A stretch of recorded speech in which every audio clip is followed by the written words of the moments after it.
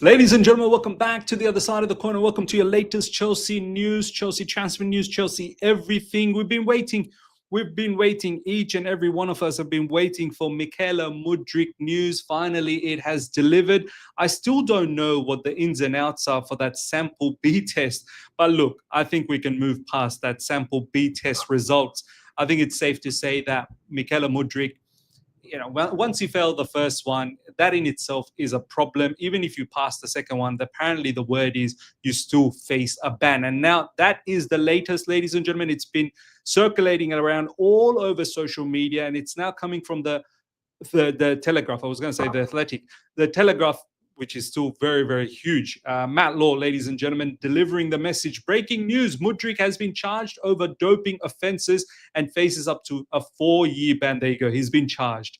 I believe the FA has charged him, and he's now going to get done for 4-year ban. Now, look, a lot of people wanting to know, how do I feel about this, that, the other. Look, no one, of course, wishes this on anyone. All I have to say is that, look, I wish Mudryk was a little bit more careful as to what he was taking, what type of substances he was taking, and people that are around him, people that are his entourage or are his dietitians and whatnot, they should have been a bit more careful because they've ruined a young player's career. A lot of people have also been saying, look, Miz, yes, it starts with a 4-year ban, but look at Pogba, things can get reduced down. And look, rightly so, maybe it might get reduced down if he's in good behavior, which he is. Mudryk's not done anything, sinister in his past. And even in this case, it looks like he is innocent. He probably wasn't even aware what he took. But the bottom line is, look, his career at Chelsea Football Club is over. Even if he doesn't serve the whole 4-year ban, he's going to serve some parts of it. He's going to serve at least half of it.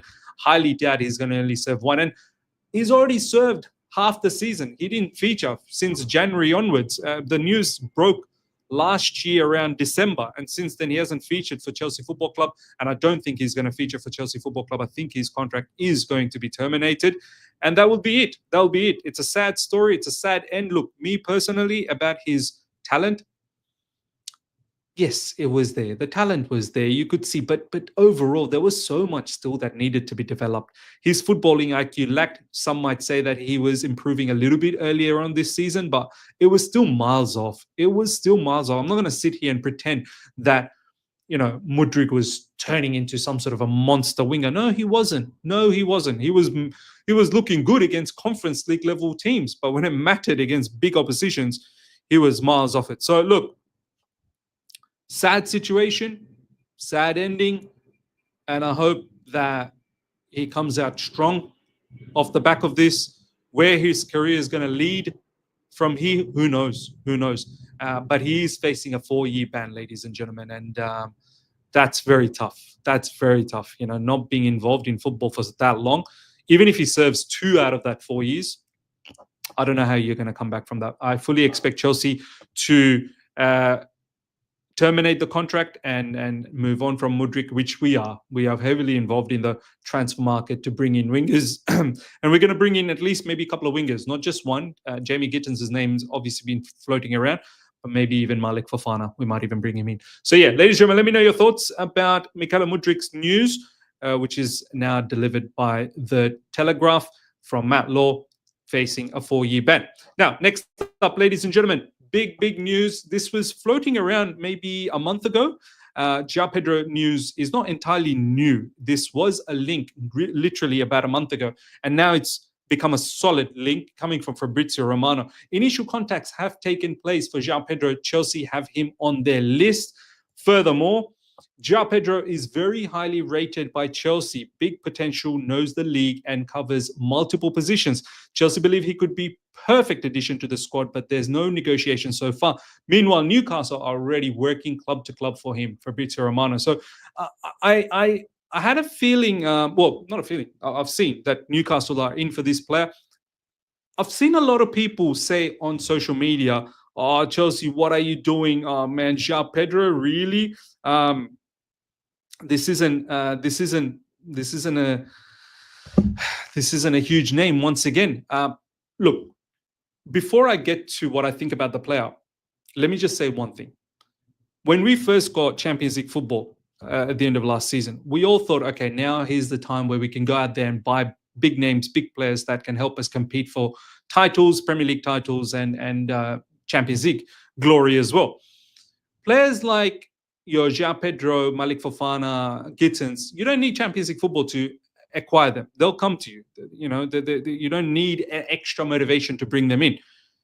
So that's one thing. So we'll park that, because I thought Champions League football, we're going to go for creme de la creme. Now, in regards to Joao Pedro, having said what I just said, I still don't think he's a bad player.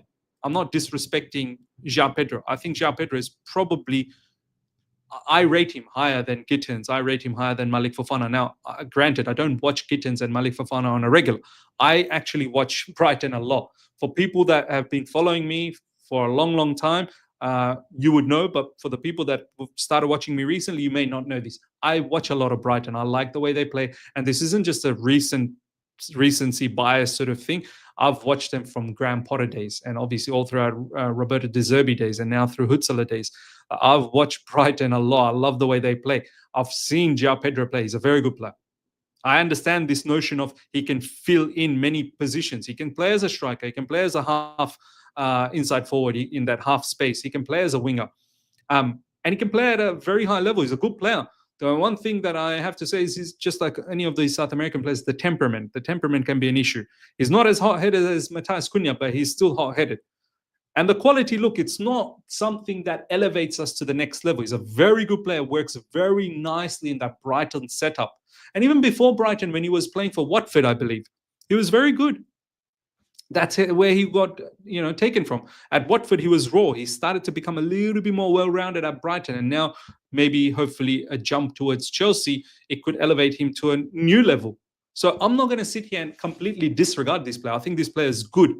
But I also want to say that I wish we went with Champions League football. I wish we went for players like Rodrigo. I wish we went for players like Nico Williams. I know a lot of you guys might not fancy them. That's fine. That's okay. Don't have a go at me for it. And as I've also said, I don't mind Joao Pedro. I think he's a good player. I don't agree with a lot of people saying that, oh my God, this guy's a nothing player. No, he's not. He's not. He's actually a very, very good player. Very aggressive player. One that understands Premier League, has got a wealth of Premier League experience now. So if this happens, I'm not going to be too skeptical about it or sad about it. No. In fact, I'll be somewhat happy about it. But at the same time, I wish we went for a little bit more quality than that. Let me know your thoughts about Joao Pedro, ladies and gentlemen, in the comments section. Chelsea have held further talks with West Ham over Mohamed Kudus. West Ham want straight cash. This is also coming from Guardian Sport, so another big source. I thought this whole Kudus link is a bit fugazi one, but it's not going away, and that's coming from the Guardian. Maybe we are serious about this. Maybe we are. But West Ham want straight cash. Can we sweeten the deal with maybe some of our players? We'll give you cash, but at the same time, take some of our players to net things out. We've got a lot of players that we want to get rid of. Select one, choose one, and let's see if we can negotiate. Look, if it was between Kudus, Joao Pedro, and Gittins and Malik Fofana, who knows, maybe we might go for two, right?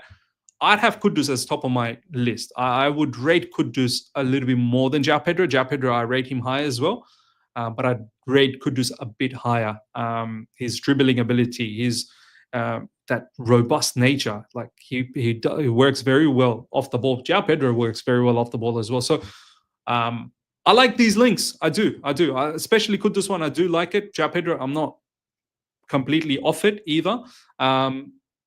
These are decent links. These are decent links. And if we are going for Kudus, nice. I think Kudus is another player that can fill many positions. He can play as a 10. He can play out wide. He can play a little bit deeper as well sometimes and drive forward with the ball. So I think this would be a fantastic addition to Chelsea Football Club. Whether we can do a deal or not, we shall see.